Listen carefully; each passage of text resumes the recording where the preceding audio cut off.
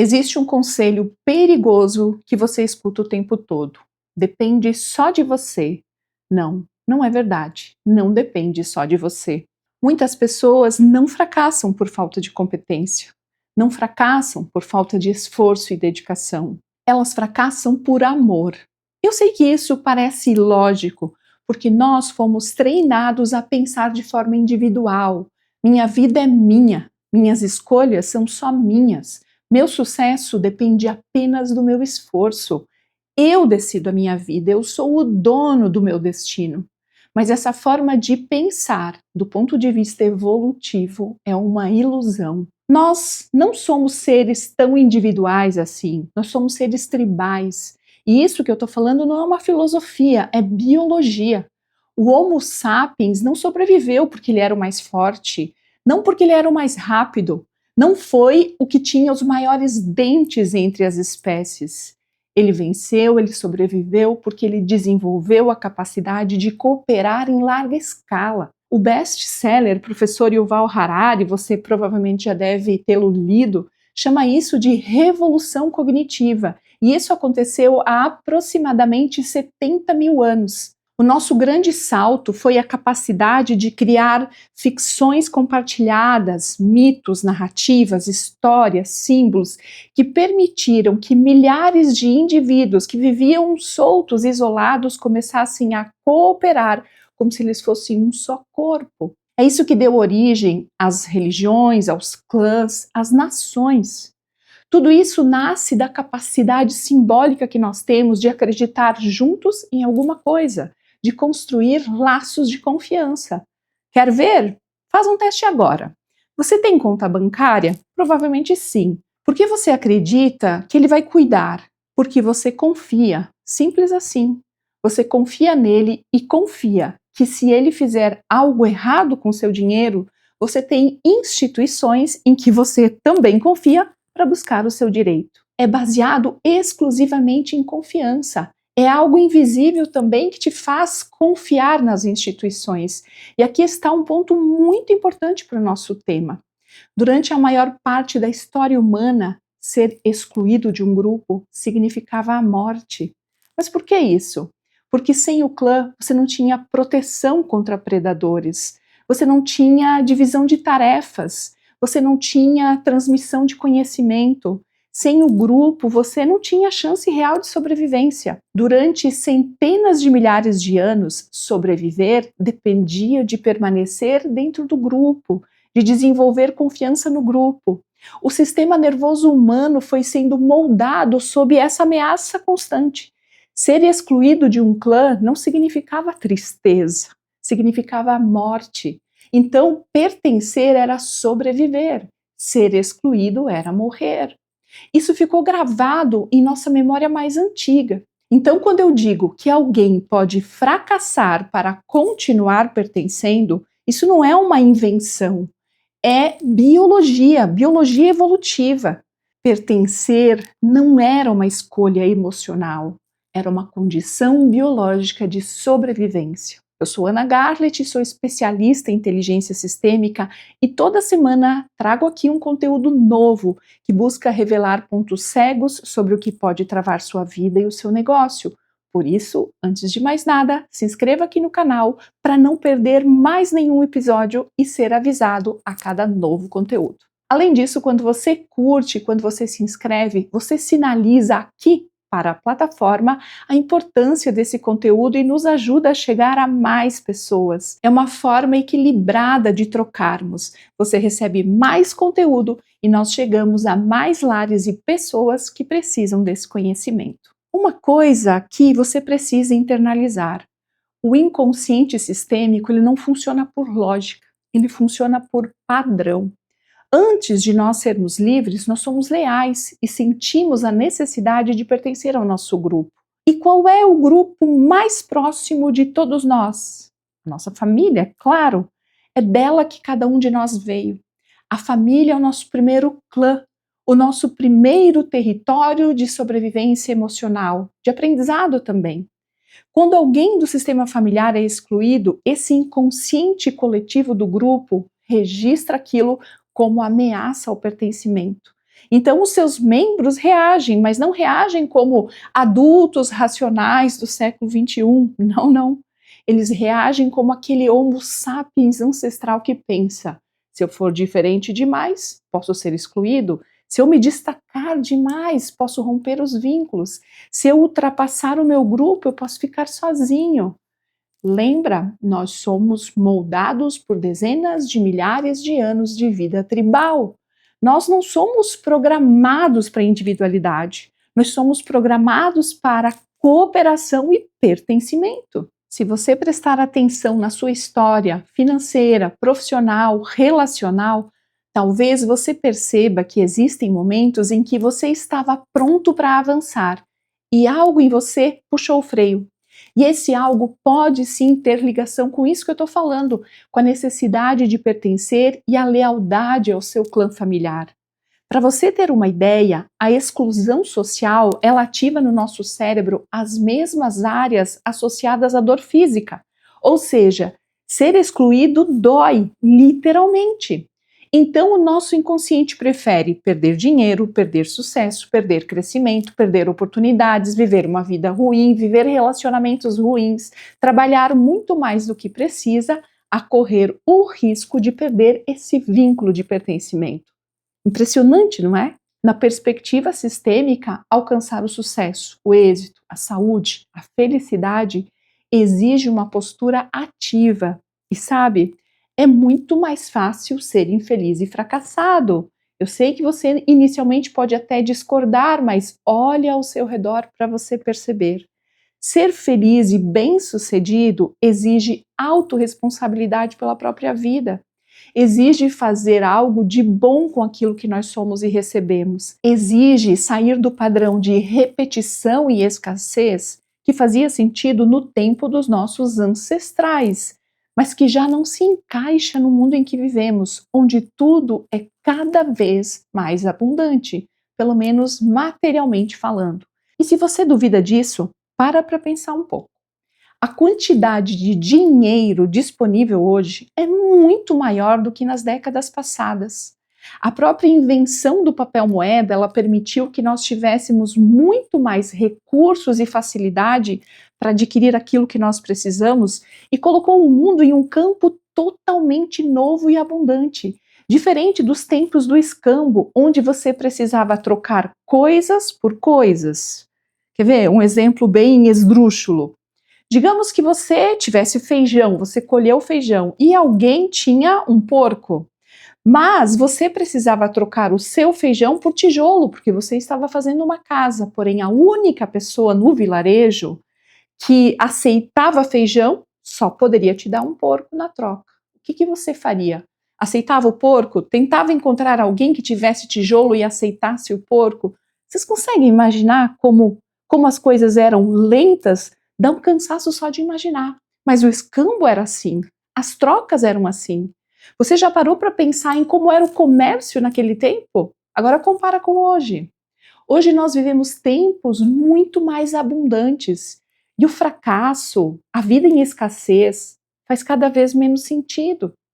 Mas por que então nós continuamos fracassando? Existem 4 grandes dinâmicas sistêmicas invisíveis que são padrões sistêmicos de fracasso e que não nascem da incapacidade nem da falta de esforço, mas da lealdade sistêmica aos ancestrais. E talvez em algum momento aqui desse episódio você se reconheça. Primeiro padrão que leva ao fracasso: fracassar por medo de perder o pertencimento. Essa é uma das dinâmicas mais fortes, porque toca exatamente na raiz biológica de sobrevivência que eu tanto falo aqui. Porque mexe com a identidade que você tem do seu grupo familiar e que você quer manter. Se no seu sistema, por exemplo, existe a narrativa de que aqui todo mundo luta, aqui ninguém fica rico, aqui o dinheiro é suado, aqui todo mundo vai junto, ninguém fica para trás. Aqui casamento é para sempre. Não confie demais no sucesso. Os homens não prestam, cuidado com eles. Todo rico é desonesto. Quem sobe demais cai.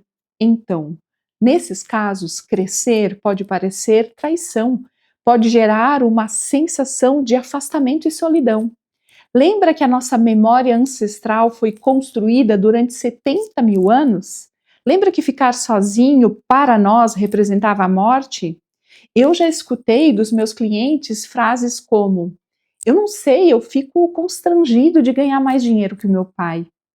Eu sinto culpa quando a minha vida está muito mais confortável do que a vida dos meus irmãos, da minha mãe, do meu pai. Eu não quero parecer arrogante perto da minha família. Eu sou de uma família eu sou de uma família privilegiada, mas eu me sinto mal em usufruir do que eu tenho à disposição. Então a pessoa começa a fazer o quê? Evita exposição, não se permite expandir, minimiza, esconde os seus talentos, cobra muito menos do que vale pelo seu trabalho, perde tudo quando começa a crescer demais, se acostuma com relações ruins, vira o salvador dos outros, abre mão da sua vida, não se permite ser feliz, crescer, ter um relacionamento duradouro. Porque no nível mais primitivo, o cérebro entende: se eu fizer essas coisas diferentes, se eu fizer diferente do que sempre fizemos aqui, eu corro risco, eu vou perder as pessoas que eu amo. É como se fosse um filho que cresce e vai ficando mais alto que o pai, mas para não constrangê-lo, ele começa a andar curvado. Não tem a mínima lógica, você concorda? O problema é que para o cérebro tem lógica sim. Os estudos sobre transmissão intergeracional de traumas mostram, por exemplo, que experiências muito intensas de estresse podem alterar os padrões epigenéticos. Existem pesquisas com descendentes de sobreviventes do Holocausto que são conduzidas pela doutora Raquel na Escola de Medicina de Monte Sinai, que indicam alterações no HPA. Isso é uma relação do hipotálamo, hipófise e adrenal, que é responsável pela nossa resposta ao estresse. Mas o que isso significa na prática? Significa que o corpo pode reagir a ameaças simbólicas, como se elas fossem reais. Então pensa comigo, se prosperar e estar bem ativa uma memória implícita de perda no sistema, o que o organismo pode disparar como resposta dessa situação que pode ser um risco? Ela pode disparar impulsividade, que pode levar à perda, hipervigilância, decisões que acabam sendo sabotadoras ou leva a pessoa a tomar más decisões. O cérebro ele não vai trabalhar para proteger o seu sucesso, seu dinheiro, seu negócio, sua alegria, sua felicidade. Não, não, não. Ele vai trabalhar para proteger o seu instinto de pertencimento. Segundo padrão que leva ao fracasso: fracassar por lealdade a alguém que também fracassou. Essa é uma dinâmica sistêmica muito comum e tem a ver com a sensação de abandonar, de deixar alguém para trás. Imagine um pai que faliu e perdeu tudo, ou um avô que trabalhou até adoecer, enriqueceu, mas perdeu a saúde, ou uma mãe que viveu na escassez a vida inteira. A criança que cresce nesse sistema, ela sente algo muito profundo, mesmo que ela nunca verbalize. E normalmente o sentimento dela é assim: eu não posso ter uma vida mais leve do que a vida que eles tiveram. Se eles sofreram tanto e não conseguiram, eu não me sinto autorizado a conseguir com menos esforço. Eu vou me esforçar ainda mais. Se eu prosperar demais, pode parecer que eu estou dizendo que eles falharam. E se vocês, querido pai, querida mãe, queridos avós, bisavós, ficaram sozinhos e abandonados, agora eu fico igual e faço companhia a vocês para compensar o que vocês viveram. É claro que isso não é racional, isso é um comportamento visceral. No meu trabalho, eu escuto muitas frases como essas, por exemplo: ah, eu sempre começo a ganhar bem, mas depois faço escolhas que me colocam de volta no mesmo patamar. Você talvez já falou isso alguma vez? Outra frase: parece que quando eu chego perto de um novo nível, de um novo patamar, algo em mim cria um problema. Eu me sinto desconfortável quando eu estou melhor financeiramente do que meus pais, do que os meus irmãos. Percebe? A pessoa está tentando permanecer igual aos que vieram antes. É como se ela estivesse subindo uma montanha e aí quando ela olha para trás, ela vê alguém da sua família parado no meio do caminho. Então é como se ela dissesse internamente: eu não vou chegar lá em cima sem você. E por amor, então, a pessoa desacelera, tropeça, inventa um motivo para descer. Porque num nível mais profundo, ser maior, ir além, pode parecer um abandono, pode parecer uma traição, pode parecer ingratidão. Eu sei que isso é duro e que não parece ter lógica. Eu sei que você pode estar até pensando, mas por quê? Não deveria ser assim. Mas uma coisa você tem que compreender. Antes de nós sermos livres, nós somos leais ao nosso grupo. Terceiro padrão que leva ao fracasso: fracassar como uma forma de vingança. E agora nós vamos entrar numa dinâmica bem desconfortável. Ela não nasce da fidelidade silenciosa. Ela nasce de uma dor infantil, uma dor da infância que nunca foi metabolizada, acolhida, tratada, que nunca foi vista. A criança que não recebeu validação, apoio, proteção, reconhecimento, ela pode crescer com um pacto inconsciente. Vocês não me deram o que eu precisava, então eu não vou florescer. Vocês vão ter que olhar para mim e para o meu fracasso e, através dele, perceber que faltou.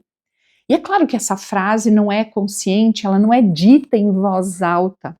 Ela geralmente vem num formato de afastamento, raiva, um ressentimento difuso e que não tem muita explicação. Eu já ouvi pessoas dizerem durante os meus atendimentos, durante as mentorias e com muita convicção: se os meus pais tivessem me incentivado, hoje eu estaria em outro nível. Eu não tive as mesmas oportunidades que os outros. Minha família nunca acreditou em mim. O que está acontecendo aqui? É como se o fracasso se tornasse um monumento permanente àquela dor vivida, uma prova permanente de que houve uma falta. É como alguém que recebeu uma terra árida e passa a vida inteira apontando que ela é seca, ao invés de cavar um poço, de buscar uma solução. A acusação não traz água para a terra, não resolve o problema e ainda pode te matar de sede. Junto com isso, vem os comportamentos que são muito comuns nesse tipo de padrão que leva ao fracasso. Quer ver? Por exemplo, sabotar oportunidades para poder manter aquela narrativa de injustiça. Você deve conhecer pessoas que fazem isso. Recusar ajuda, mas depois culpar os outros por eles não ajudarem. Permanecer emocionalmente sempre dependendo da validação dos pais. Permanecer dependente financeiramente dos pais. Comparar-se com os outros irmãos que a pessoa acredita que receberam mais, que foram mais amados, mais cuidados. Evitar crescer para manter esse lugar do filho injustiçado. Você com certeza conhece alguém assim. A teoria do apego já comprovou que crianças que não recebem uma base segura podem desenvolver um apego ansioso ou evitativo. Na vida adulta, isso se traduz em dificuldade de sustentar o crescimento, um medo inconsciente de se tornar uma pessoa autônoma, uma autossabotagem quando a independência aumenta. Sabe a pessoa que sai de casa e depois volta correndo? Só que existe um ponto crucial. Enquanto você fracassa para acusar o passado, você continua preso na sua posição de criança. E como é que faz para sair disso? A saída é assumir a posição do adulto que se responsabiliza por aquilo que faltou, por aquilo que não recebeu. O adulto ele vai precisar fazer algo diferente, ele vai precisar buscar os recursos necessários à cura. O adulto reconhece a falta, mas ele decide não perpetuá-la. O adulto, diferente da criança, pode providenciar para si o que faltou, mas, para isso, ele precisa ter coragem de abrir mão da vingança. Quarto padrão que leva ao fracasso: fracassar por compensação. Essa dinâmica é extremamente invisível. Quando alguém do sistema foi excluído, foi prejudicado, foi injustiçado, um descendente pode assumir, inclusive inconscientemente, a tarefa de pagar essa dívida. Por exemplo, situações como um ex-sócio numa empresa que foi enganado, uma ex-esposa que foi humilhada no término, um irmão, um filho que é excluído de uma herança, ou também uma pessoa que, por um ato de um membro da família, perdeu injustiçamente, perdeu tudo que tinha, alguém que perdeu a vida a serviço ou trabalhando pela família, alguém da família que prejudicou outras pessoas, e nesse último caso, isso é bem comum, um descendente ele se identifica com as vítimas e os prejudicados e começa a construir para si um enredo de vida que é muito parecido com o enredo delas e dessas vítimas. Quando alguém foi prejudicado, o sistema não esquece. A dívida continua atuando no campo familiar, como se existisse um livro de créditos e débitos. E um dos descendentes pode, sem saber, assumir a tarefa de equilibrar essa conta. As frases internas dessa pessoa que fracassa por compensação são mais ou menos assim: eu me sinto um devedor e eu não sei nem bem porquê. Parece que tem algo dentro de mim que sempre me faz perder. Eu não entendo bem por quê ou o que acontece. Parece que eu não tenho direito, que eu não tenho merecimento, que as coisas não são para mim. Eu vi pessoas que sempre que começavam a crescer financeiramente, elas faziam escolhas ruins exatamente no momento da virada, no momento da expansão. É como se você estivesse pagando uma dívida que não é sua, sem saber nem quem a contraiu. E os estudos recentes mostram que padrões familiares podem ser internalizados como mapas preditivos. Essa é uma das teorias que estuda o cérebro e fala que o cérebro funciona por predição. Claro que isso agora é muito complexo para tratar aqui, mas eu vou simplificar. Se o seu modelo interno diz, no nosso sistema familiar, nesse grupo, prosperidade causa dano, o cérebro vai criar decisões e ações coerentes com essa previsão e vai te levar a perder. Simples assim. E você deve estar se perguntando aí, ok, como é que eu saio disso? Bem, uma boa pergunta para começar é: a que dinâmica do meu sistema eu posso estar ligado, ligada? Se você se reconheceu em alguma dessas dinâmicas, respire. Isso não é uma sentença. Isso tem a ver com um movimento de consciência, porque aquilo que você consegue ver e nomear, você começa a transformar. Talvez a pergunta não seja, mas por que eu fracasso? E sim, a quem eu estou sendo leal quando eu fracasso?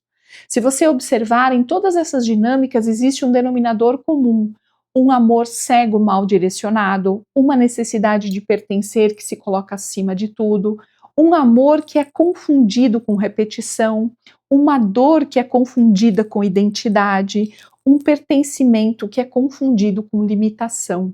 A maturidade sistêmica acontece quando a pessoa consegue dizer de uma forma interna e verdadeira: eu reconheço a dor que houve antes de mim. Eu honro, eu sei o que aconteceu antes, mas agora eu escolho viver algo maior, não para ser melhor do que eles, mas para dar continuidade à vida e ao legado que eu recebi. Uma das atitudes mais maduras é quando nós somos capazes de tomar o próprio destino nas nossas mãos. E é exatamente aqui que entra a inteligência sistêmica. Eu trabalho como mentora de profissionais, empresários e empresárias que já são muito competentes, já estudaram, já tentaram muita coisa, mas eles sabem que existe algo mais profundo comandando as suas decisões, bloqueando o seu crescimento. E nas mentorias, nós não ficamos apenas na superfície do comportamento. Nós vamos investigando qual a lealdade invisível que você carrega, qual destino do seu sistema você pode estar repetindo, qual exclusão ainda está pedindo um reconhecimento, qual medo ancestral de pertencimento está organizando suas escolhas. E quando você identifica isso com clareza, você consegue construir a sua jornada para o sucesso. O link da minha mentoria está aqui na descrição desse vídeo. Eu te convido também a me acompanhar no Instagram, no @AnnaGarlett.